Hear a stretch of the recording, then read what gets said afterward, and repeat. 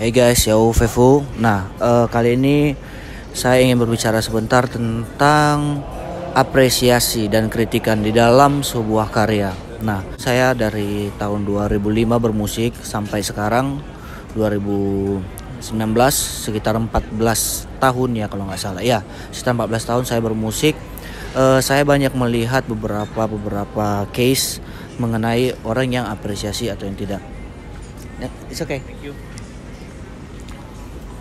Kali ini saya akan membahas tentang anak-anak milenial atau ononia milenial yang membuat karya mereka.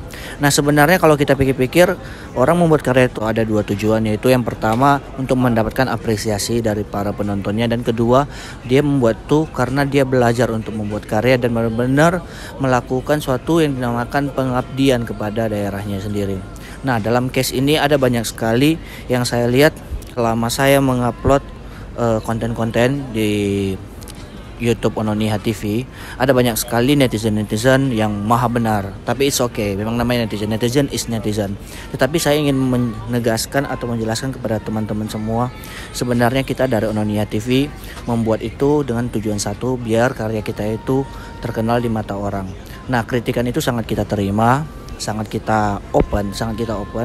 Kita tidak bisa berdiri tanpa adanya kritikan. Kalau pujian terus kita bakal jatuh nantinya, jadi nggak ada gunanya. Tapi ada juga satu hal yang pengen saya beritakan kepada teman-teman, khususnya penonton ini. Bila Anda ingin mengkritik atau mengapresiasikan sesuatu, coba lihatlah dari sudut pandang tertentu. Tidak apa-apa kalau kalian pun ingin mengkritik yang saya bilang ini, silakan kritik sepuasnya, nggak masalah. Yang pasti kita akan berusaha terus, jadi kita juga akan memfilter. Satu lagi, alangkah baiknya jika kita belajar untuk mengapresiasi ke sesama Ononiha. Masukan itu sangat penting, tetapi mendiskriminasikan itu adalah salah. Jadilah netizen yang baik, jadilah netizen yang pintar, tunjukkan bahwa dirimu itu bermartabat dan kamu adalah Ononiha yang luar biasa. Karena saya percaya penonton ini saat ini sekarang bukan penonton kampungan, tapi penonton yang ideologinya tinggi dan mempunyai pikiran yang cerdas. Salam dari saya, Briana Reva dari Malaysia.